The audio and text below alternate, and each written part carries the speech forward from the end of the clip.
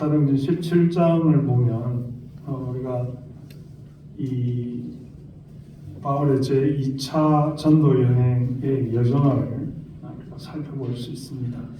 지난주에 빌립보 감옥에서 착고가 풀어지고 쇠사슬이 벗겨지며 옥문이 열렸던 사건을 기억하시는지요? 그 빌립보의 배척 사건, 또 그 이후에 데살로니가에서의 그런 사도 바울을 탄압한 사건들, 또 베레아를 지나서 이제 오늘 이 아덴에 이르르고 이제 그 이후에 또 고린도로 지나가게 되는 그런 여정들을 우리가 사도행전을 통해서 살펴보고 있습니다. 이 사도행전에는 크게 두 부분으로 베드로의 사역과 사명에 관한 부분이 있고, 또 뒷부분에는 사도 바울의 사역과 사명에 관한 부분이 있습니다. 이 두 부분 중에 사도 바울의 사역과 사명에 관한 부분은 제1차 전도여행, 2차 전도여행, 그리고 3차 전도여행, 4차 전도여행까지 이번에 교회를 세우고 전도하며 열방의 만방에 하나님의 나라를 선포하고 복음의 사역자로서의 충성을 다하는 그 과정들이 기록이 되어져 있습니다.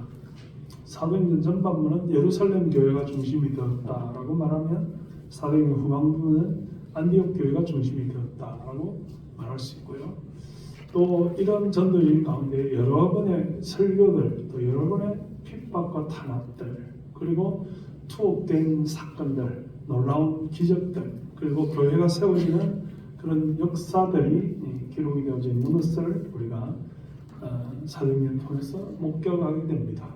우리는 이 시대와 세상을 살아가면서 과연 우리는 어떻게 사도행전적 교회를 회복하게 될 것이냐 하는 것에 관심을 기울일 필요가 있고, 교회의 본질과 사명이 무엇이며 복음을 전하는 전도자의 일생이 어떤 것이냐 하는 것에 사도행전을 통해서 교훈을 받을 필요가 있습니다.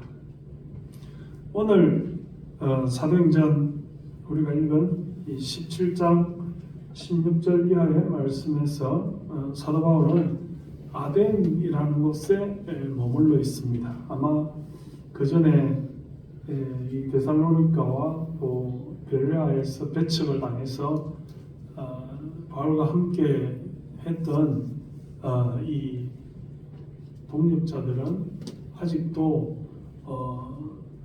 사도 바울과 함께 동행하지 못하고 바울만 먼저 그곳에서 빠져나와서 아덴에 머물러 있었던 것으로 보여집니다. 성경의 아덴이라고 표현된 지명은 지금의 아테네입니다. 아테네인데, 우리가 잘 알다시피 이 사도 바울 시대의 아테네는 굉장히 문화의 중심지고 또 학술과 철학의 그 핵심적인 많은 현인들이 활약을 하는 그런 곳이었습니다. 프로메테우스나 또는 아리스토텔레스나 또 제논, 소크라테스, 이런 우리가 아는 위대한 철학자들이 활동했던 곳이고, 미국으로 말하자면 미국에는 많은 도시들이 있지만 미국의 도시들 가운데 이 매사추세츠주에 있는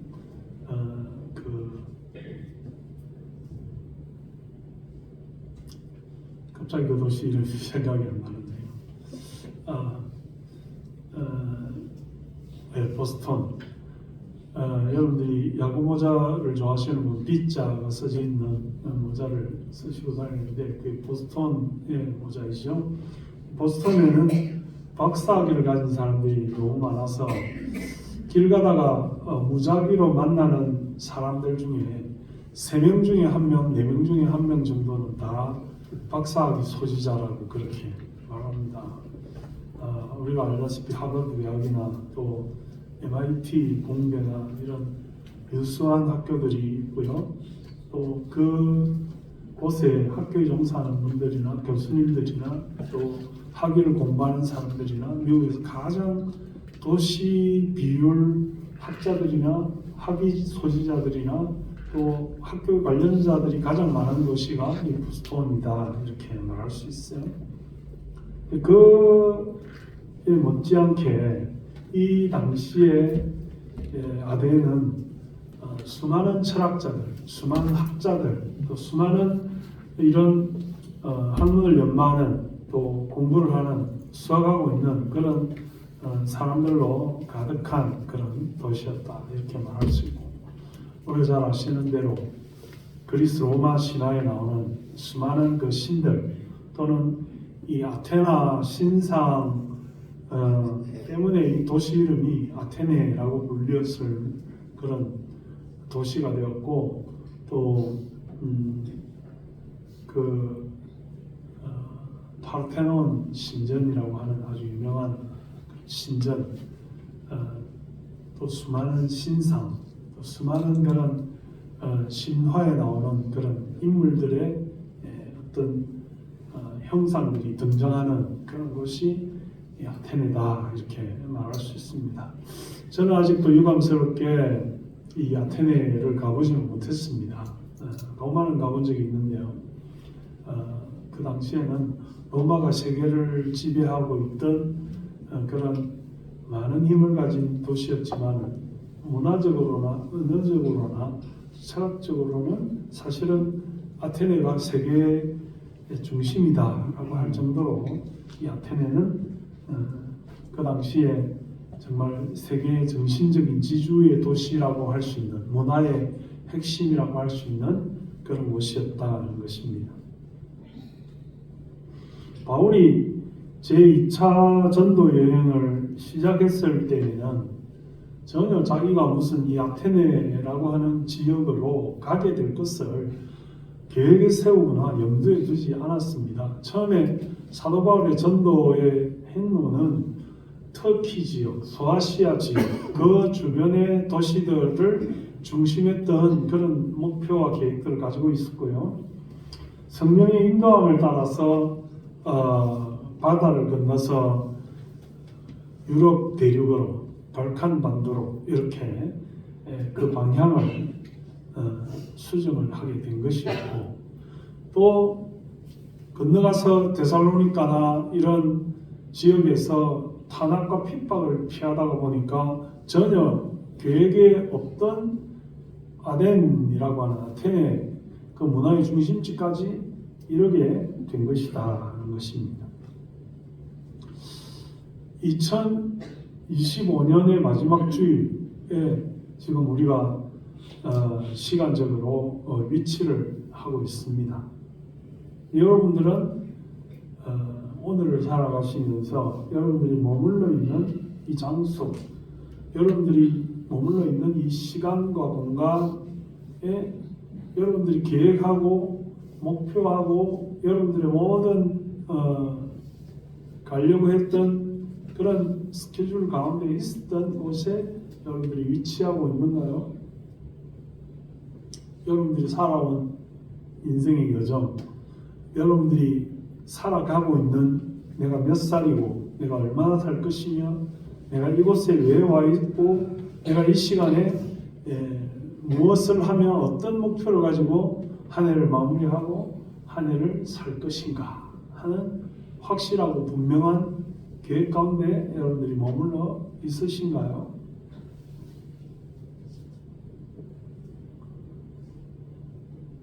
오늘 사도 바울의 전도 여행, 2차 전도 여행의 여정을 보면서 사도 바울은 전혀 자기가 목표하고 계획했던 그런 것이 아닌, 어떻게 보면 쫓겨서 또는 성령의 인도하심을 따라서 지금 이곳 아덴에, 어떻게 보면 성경에 등장하는 바울의 전도 여행의 여정 가운데 가장 핫플레이스라고 말할 수 있고, 또 어떻게 보면 우리가 전도와 선교를 생각할 때 미개한 지역에 복음이 전달되지 않은 곳에, 또 어떻게 보면 좀 문화나 그런 교육이 발달하지 못한 곳에 하나님의 말씀을 전하고 그렇게 복음을 전하는 그런 계획을 세우고 간다라고 하는 그런 통상적인 생각을 깨트리게 되는 가장 문화가 뛰어나고 교육 수준이 높고 사람들의 철학적인 그런 마인드가 거기 머물러서 사는 아덴의 전체 시민의 수가 뭐 10만에서 20만 사이의 인구 숫자를 당시에 가지고 있었다면 신상 종류, 신들의 종류만 해도 3만 개의 신상 이상이 되는 그런 곳에 지금 바울이 위치해 있다는 것입니다. 그래서 지금 우리가 읽은 이 본문에도 보면 여러분들이 성경에서 잘 찾아볼 수 없는 18절에 에피쿠로스, 또 스토아 이런 그 당시의 세계를 양분해서 그 정신적인 주지를 세워갔다라고 말할 수 있는 아타락시아를 주장했던 에피쿠로스 학파, 그리고 금욕과 어떤 이성을 주장했던 스토아 철학자들의 그런 논쟁과 또 그런 이론과 그들의 철학적 탐방구니 속에서 사도 바울이 서 있다는 것이죠. 자기는 전혀 계획하지도 않았고 그런 행로를 정하지도 않았고 목표를 삼아서 그곳에 가서 복음을 전할 생각이 없었음에도 불구하고 사도 바울은 전혀 예기치 않았던 곳에, 전혀 계획치 않았던 곳에, 전혀 목표치 않았던 곳에 자신이 서 있게 되었다고 하는 것입니다. 오늘 우리는 한 해를 보내고 또 새로운 한 해를 살면서 우리 인생이라는 것이 내가 목표하고 계획하고 내 뜻하고 내가 주도해서 살아가는 거기에만 내 좌표가 있는 것이 아니라 때로는 내가 전혀 생각지 못한 곳에 내가 전혀 예기치 못한 상황 속으로 내가 목표하고 내 생각대로 되지 아니하는 그런 장소와 시간 공간 속에 머물러져 있는 우리를 발견하게 된다는 것입니다. 내 마음대로 내 뜻대로 내 생각대로 사는 것이 아니라 하나님의 인도하심이 있고 성령님의 우리를 주장해서 이끌어 가시는 그 승리가 있다는 것을 우리가 깨달아야 되겠다는 것입니다. 인생이라고 하는 것이 내 뜻대로 내 생각대로 내 계획대로 내 마음대로 되는 것이 아니고 하나님의 인도하심이 있고 성령이 이끌어 가심이 있고 내 생각이 아니라 하나님의 뜻하신 바에 우리는 수동적으로 그 계획에 살아갈 수밖에 없는 우리 인생이다 하는 것을 우리가 기억해야 되겠다는 것입니다. 아덴에서 사도 바울의 느낌과 감상은 어떤 것이었습니까? 우리가 읽은 말씀의 첫 구절을 보니까 바울이 아덴에서 그들을 기다리다가 그 성에 우상이 가득한 것을 보고 마음에 격분하여 했습니다. 사도 바울은 그 어쩌면 인구나 규모나 그런 상업적인 면이나 모든 면에서 그렇게 아덴이 큰 빅시티는 아니었어요.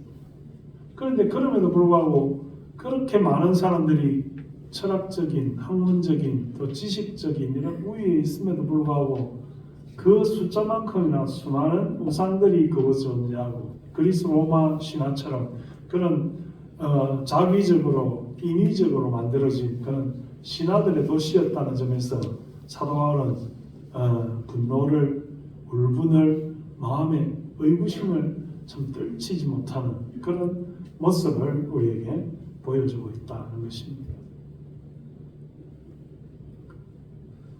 우리는 미개한 사람들도 아니지요. 우리는 자연 속에서 세상과 단절되어서 문화와 전혀 관련 없는 그런 삶을 살아가는 사람들이 아니지요. 우리는 아프리카의 원주민도 아니고 우리는 저기 어떤 섬에 전혀 사람들 손길이 닿지 않는 곳에 그런 어떤 영향도 받지 않는 그런 곳에 머물러 있는 사람들이 아니죠. 여러분들은 뭐 대한민국은 우리가 다 아는 대로 세상에 어떤 사람들보다도 SNS나 또는 이 우리가 방송이나 언론이나 또 이런 정보의 홍수 속에서 포털 사이트를 언제나 접하고 스마트폰이 없으면 금단 현상이 나타나는 그런 세상 속에서 우리가 살아가고 있죠. 근데 과연 우리가 미개하지 않다고 해서 문화의 한가운데 중심지에 있다고 해서 정보의 홍수 가운데 가장 그것을 잘 누리는 삶을 살고 있다고 해서 우리는 행복하며 우리는 문제가 없고 우리는 더 남들보다 우월한 지위를 누리며 그렇게 살아가고 있느냐 하는 것입니다. 오늘 이 아덴의 사람들이 가장 위대한 철학자들의 가르침을 받으면서 그들 중에 수많은 학문의 최고의 지성을 자랑하는 사람들 가운데 있을지라도 그들은 여전히 인생의 해답을 찾지 못하고 심지어 그 이름을 알지 못하는 신, 사도 바울이 23절에 보면 내가 두루다니며 너희가 위하는 것들을 보다가 알지 못하는 신에게라고 새긴 단도 왔으니 이럴 정도로 신들의 목표들이 다 있고 만든 이유들이 다 있고 또 그 신들의 지향점들이 다 있음에도 불구하고 그런 것들이 아예 알 수 없도록 알 수 없는 알지 못하는 이름이 무엇이며 목표가 무엇이며 만든 존재하는 그런 의미가 전혀 깨닫지도 못하는 그런 알지 못하는 신까지도 있는 그런 신들의 홍수의 상황 속에 있는 아데네를 보면서 오늘 사도 바울은 이들에게 무엇을 말하려고 합니까? 아마 사도 바울이 1, 2, 3, 4차 전도 여행 가운데 그 유일하게 교회를 세우지 못하고 복음의 역할을 제대로 수행하지 못한 지역이 있다면 이 아데네가 아닌가 이렇게 여러분들이 성경에서 아덴 교회라는 말씀을 들어보지 못했죠. 데살로니가 교회도 있고 에베소 교회도 있고 빌립보 교회도 있고 배척받는 것에서 세워진 여러 가지 종류의 교회들이 있지만 아덴만큼은 사도 바울이 복음을 전하였음에도 불구하고 이곳에 교회를 세울 수가 없었다 하는 것이 무엇을 뜻합니까? 그들의 수많은 이런 잡신들에게 얽혀져 있는 이런 마음들이 그들로 하여금 하나님을 깨닫게 할 수가 없었더라 하는 것입니다.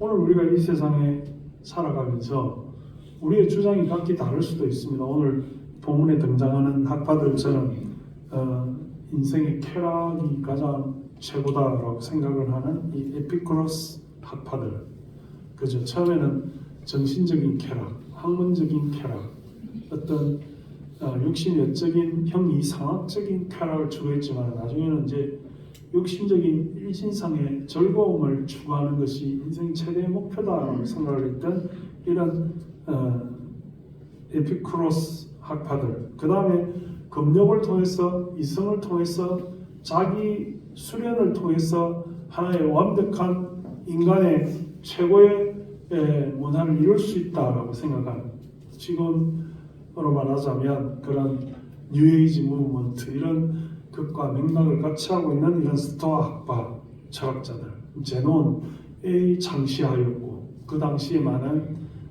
이 그리스 철학자들이 이 소속되어져 있던 이런 스토아 학파들, 이 중심이 된 이런 양대 산맥들 각기 서로 다른 방향을 주장하는 쾌락주의적인 그런 아타락시아를 주장하는 학파들이 있는가 하면, 금욕을 주장하며 자기 조절과 컨트롤을 통해서 인간이 신의 경지에 이룰 수 있다라고 생각하는 그런 스토아 학파들, 이 두 학파들이 모든 학파들을 망라하여 중심이 되고 있었던 그런 상황에서 사도 바울은 과연 무엇을 말하고 싶었던가 하는 것입니다. 오늘 우리는 이런 세상의 문화, 세상의 철학, 세상의 주의, 세상이 만든 그런 허상들, 우상들, 또 인간이 만들고 있는 이런 그런 물질 만능적이고 자녀 중심적이며 또 여러분들이 세상의 금욕과 문화와 즐거움과 육신의 쾌락을 쫓아가는 그런 삶을 우리는 살고 있지 않은가? 우리가 예수를 믿고 신앙생활을 하고 믿음으로 산다고 하면서 과연 세상 속에서 세상이 주장하고 있는 그런 것에 우리는 심취하고 있지는 않은가? 세상에 많은 종교들이 있죠. 불교도 있고 유교도 있고 다른 가톨릭이나 또 이슬람교도 있고 있습니다만은, 근데 여러분들이 그런 방송 채널이나 이런 여러분들이 볼 수 있는 여러 가지 루트를 통해서 발견할 수 있는 게 뭡니까? 그들의 선행을 보고 그들의 어떤 도덕성을 보고 그들의 어떤 주장과 강조점 속에 있는 인생 철학적인 면을 보지만, 그러나 그들에게 없는 것이 있죠. 기독교는 교가 아니에요. 예수 믿는 것을 종교심으로 생각하고 종교적인 성향을 가지고 교회를 출석한다면 참 기독교에 대해서 오해하는 것이고 하나님을 잘못 믿는 것이며 우리가 신앙생활을 제대로 하지 않는 것이다, 이렇게 말할 수 있습니다. 오늘 사도 바울은 무엇을 지금 이야기를 하느냐 하니까 23절에 내가 두루다니며 너희를 위하는 것들을 보다가 알지 못하는 신에게라고 새긴 난도 보았으니 그런즉 너희가 알지 못하고 위하는 그것을 내가 너희에게 알게 하겠다, 이렇게 도입을 하고, 그 다음 부분에 24절에 우주와 그 가운데 있는 만물을 지으신 하나님께서는 천지의 주제이시니 성으로 지은 전에 계시지 아니하시고, 이렇게 말씀을 시작합니다. 오늘 사도 바울이 이 아덴의 사람들에게 말하려고 했던 제 1번 포인트는 창조라고 하는 것입니다. 우리가 세상의 모든 다른 종류의 종교들과 다른 것이 무엇이냐라고 말한다면 그것은 창조주이신 하나님입니다. 여러분들이 만약에 성경에서 구약 성경에서 한 구절, 신약에서 한 구절, 한 구절만 택해서 시간이 없는데 1분 안에 목숨이 끊어질 건데 말씀을 내가 새기고 가야 되겠다라고 생각을 한다면 창세기에서는 태초에 하나님이 천지를 창조하십니다 하는 말씀입니다. 우리의 복잡하고 어지럽고 가슴 아프고 혼란한 모든 문제를 일거에 해결할 수 있는 유일한 가장 기초가 되고 가장 핵심이 되고 가장 본질적이라고 말할 수 있는 말씀이 태초에 하나님이 천지를 창조했다는 것. 세상에 어떤 종교와 어떤 철학도 태초라는 말을 쓸 수가 없어요. 태초, in the beginning. 모든 시작의 첫 시간을 말할 수가 없고, 둘째는 창조라는 말을 아무도 할 수가 없어요. 누가 세상을 만들었다는 것입니까? 제가 늘 말씀을 드리지만 이 지구가 태양의 주위를 365일 돌아가고 또 기울기가 23.5도로 기울어져 있고 거기에 산소가 질소가 이런 공기의 비중들이 인간을 살게 하고 온도가 적당해서 우리가 생활하는데 불편이 없고 물이나 습도나 바람들이 잘 조절되고 있는, 누가 배터리를 가지고 돌리는 것입니까? 태양열입니까? 전기에너지입니까? 그럼에도 불구하고 수백만 년 동안이나 이것이 질서를 유지하고 있고 또 지구를 달이 돌아가고 있고 태양계가 전체를 돌아가고 있으며 오직 지구에만 생명체가 존재한다는 이 사실이 과연 무엇을 말하는 것이냐? 진화론자들이 아무것도 과학적으로 입증하거나 검증된 것이 없다 이 말입니다. 오직 하나님의 말씀만이 태초라는 말을 쓰고 창조라는 말을 쓰는 유일한 근거다 하는 것입니다. 태초에 하나님이 천지를 창조했다는 거죠. 우리 인간의 철학의 기초가 어디입니까? 우리가 어디로부터 와서 어디로 가는지 모른단 말이죠. 여러분들이 열심히 인생을 사는데 대부분의 사람들이 나는 안 죽을 거야, 나는 괜찮아, 나는 오래 살 거야, 나는 100년 넘게 살 거야. 자기에게는 굉장히 무한 긍정입니다. 남들은 다 저 사람도 죽고 이 사람도 죽고 병들고 사고도 있고 확률도 있고 수명이 있다라고 인정을 하면서 자기는 영원히 살 것처럼 행동하고 생각한다 이 말입니다. 그런데 우리의 생명이 다하는 그 기한에 하나님 우리를 부르시면 어쩔 거냐고요? 어디로 갈 거냐고요? 가지고 있는 소유들을 어떻게 내려놓을 거냐고요? 여러분들이 사랑하는 모든 사람들과 이별을 어떻게 구할 거냐고요? 다시 돌아올 수 없는데, 다시 회복되기가 정말 어려운데, 1시간도 10분도 되찾을 수 없는데, 떠나가면 그만인데, 여러분이 소중하게 생각하고 있는 이 모든 것이 무슨 의미가 있냐고요? 어디에서 근거를 찾을 거냐고요? 그 모든 의문을 해결해 줄 수 있는 유일한 말씀이 태초에 하나님이 천지를 창조하셨다는 것입니다. 태초에 하나님이 천지를 창조하셨다.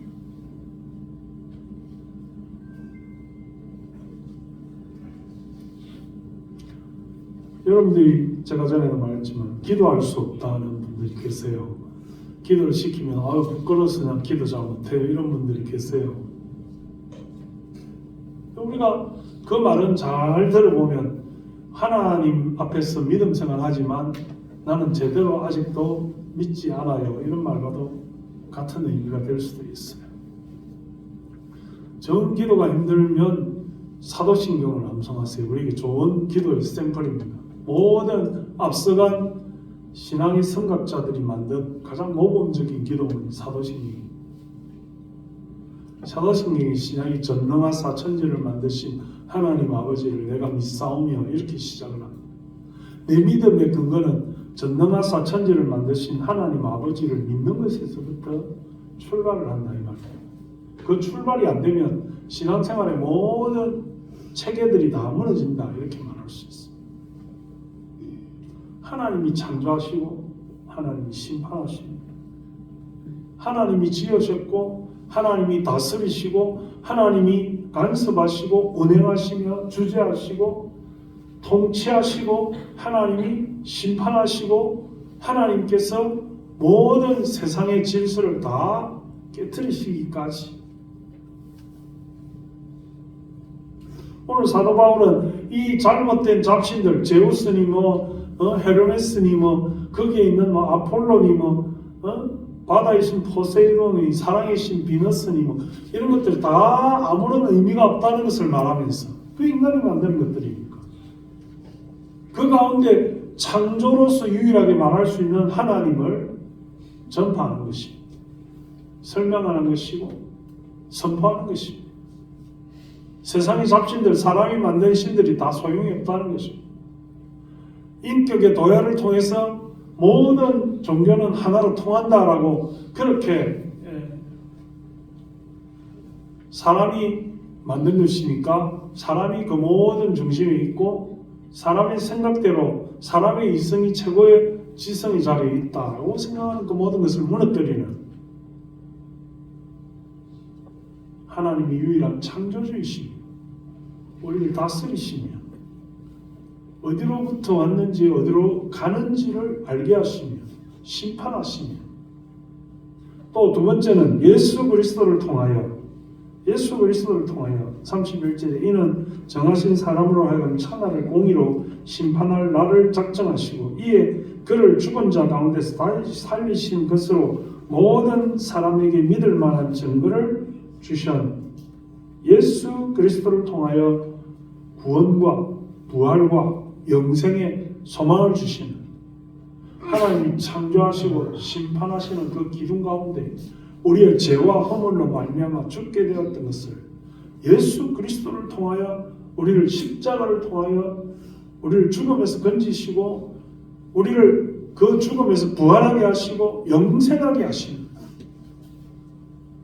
그래서 성경을 보면 잠에서 깨어서 다른 곳에 일어난 것처럼, 그죠? 우리가 어릴 때 안방에서 아빠 무릎을 대고 TV를 보다가 잠들었는데 우리가 잠자는 중에 부모님이 우리를 알아서 우리의 방에 누이시고 우리가 아침에 깨어보니 어젯밤에 잠들었을 때 안방에서 아빠 무릎 빼고 TV 보면서 잠들었는데 깨어보니 내 방에서 이불을 덮고 내 침대에서 일어나게 되었네 하는 것처럼 오늘 우리가 이 세상에서 하나님이 정한 기한에 죽음을 맞이하고 세상의 종말을 고하였지만 잠자는 것과 같이 우리가 이 세상의 일들을 마치고 하나님 앞에 섰을 때 다른 방에서 깨어나는 것과 같은 부활과 영생을 체험하게 될 것이다. 어머니 뱃속에 있는 양수에 있는 태아가 세상에서 나올 때는 세상의 종말이 온 것처럼 느껴지지 않겠어요? 그 태아 속에서 복중에서 엄마의 영양분을 통해서 그 영양의 호수를 통해서 강급을 받고 세상의 시끄러운 소리, 잡된 광선 다 없이 가장 편안한 상태에서 그 엄마의 양수 속에서 잠드는 것과 같이 깨어서 있어도 아무런 지장도 받지 않고 그렇게 지내다가 갑자기 출산을 하게 되면 자기로서는 그 모든 양수가 터지고 말이지. 그 모든 공급받던 것이 끊어지고 말이지. 자기가 태아에게 이성과 감정과 생각이 있으면 죽는 거라고 생각하지 않겠어요? 거기에서 빠져나가고 떨어져 나가고 자기가 전혀 생각지도 않았던 세상으로 태어나게 될 때에 태아는 너무나 불안하고 태아는 너무나 끔찍스럽고 놀랍고 자기는 전혀 상상도 예견치도 못했던 세상으로서의 출발점이 그때 일어나게 되는 것이죠. 그러나 어떻습니까? 우리는 태아가 엄마의 몸에서 빠져나오는 것을 죽음이라고 말하지 않고 탄생이라고 말하는 것이죠. 우리가 이 세상을 살면서 하나님이 정해준 이 세상의 기한적 삶을 마치고 하나님의 죽음을 통하여 다시 또 다른 차원의 천국의 삶을 살게 될 때에 우리는 그것을 죽음이라고 더 이상 말하지 않고 부활과 영생이라고 말할 수 있다는 것입니다. 오늘 사도 바울은 그것을 말합니다. 헛된 잡신들과 사람이 만든 그런 엉터리의 신화를 버리고 창조주가 되시는 하나님, 심판주가 되시는 하나님, 우리를 죄에서 구원하시는 예수 그리스도의 우리를 죽음에서 건지시는 부활과 영생의 주님을 너희들이 깨달아야 인생의 참 의미를 발견하게 된다는 것을 전해주고 있다는 것입니다. 오늘 우리가 살아가는 세상에서 저와 여러분들은 무엇을 바라보고 있습니까? 무엇을 소망하고 있습니까? 무엇이 여러분들의 삶의 중심이며 핵심이며 의지할 것이며 힘이 되는 것입니까? 물질입니까? 옷입니까? 가방입니까? 가족입니까? 배우자입니까? 부모입니까? 자녀입니까? 무엇이 여러분들의 가장 중요하고 변치 않고 흔들리지 않는 그런 터전입니까? 여러분들을 창조하신 하나님이십니다. 여러분들을 구원하시는 예수 그리스도십니다. 죽음에서 우리를 건지시는 부활이며 영생이라는 사실을 깨달아야 합니다. 오늘 이 아덴에서 사도 바울이 복음을 전하고 하나님을 전하고 예수님을 전하고 부활을 전하고 십자가를 전하고 영생을 전했던 것처럼 오늘 2025년 마지막 주일에 여러분들이 붙들어야 되고 여러분들이 생각하고 간직해야 되고 여러분들이 가장 흔들리지 않는 기초와 초석으로 삼아야 될 궁극적인 목표와 모델은 하나님과 예수 그리스도 창조와 심판입니다. 부활과 영생이라는 사실. 그래서 새 마음으로 새로운 각오로 새로운 결심으로 한 해를 마무리하고 2026년으로 영육간에 강건하고 믿음이 흔들리지 않고 정말로 하나님이 기뻐하시는 많은 복음의 열매들, 결과물들을 배출하고 정말 기쁨과 은혜 가운데 물질이 우리를 흔들 수 없어요. 세상이 흔들 수 없어요. 세상의 환경이 나를 해칠 수가 없어요. 사탄의 그런 꼬임과 유혹에 넘어가서 그런 정도로 하지 말고 성령으로 충만해요. 내가 원하지 않는 곳으로 간다 할지라도, 내가 예기치 않았던 곳에 서 있는다 할지라도 성령의 인도하심을 따라서 믿음으로 살고 하나님을 가슴에 새기고 예수 그리스도의 십자가를 따라 사는 주의 백성들이 되시기를 주님의 이름으로 축원합니다. 축원합니다. 하나님 아버지 은혜를 감사합니다. 오늘도 이 한해의 마지막 주일을 우리에게 주시고 또 아버지 하나님 사도 바울이 제2차 전도여행 가운데 사도행 17장의 아덴으로 향해서 자기는 전혀 예견할 수 없었던 곳에 서 있었지만 그러나 수많은 신상들 가운데 수많은 학설들 가운데 수많은 그런 지식인들 문화인들 가운데 살아계신 하나님 창조주 하나님을 증거하며 우리를 죽음에서 건지시는 구원자가 되시는 예수 그리스도를 선포하며 그들에게 복음을 전했던 것을 바라봅니다. 오늘도 우리에게 하나님 이 세상을 바라보지 않게 하시고 세상의 즐거움에 심취해서 살지 않게 하시고 창조되신 하나님을 바라보며 구원자가 되시는 예수 그리스도를 마음에 새기고 사는 우리가 되게 하여 주시옵소서. 아버지 하나님, 하나님께서 우리를 불쌍히 여기시고 한 해 동안 수고한 모든 종들을 위로하시고 모든 눈물을 그 눈에서 닦아주시고 두려움 없이 사는 새해가 되게 하시며 하나님의 은혜를 누리고 사는 우리가 되게 하여 주옵소서.